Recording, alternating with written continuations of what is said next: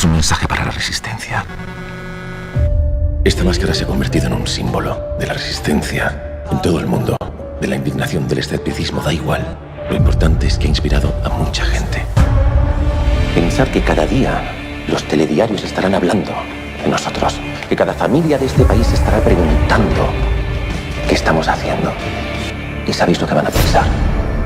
Van a pensar qué cabrones, ojalá se me hubiera ocurrido a mí.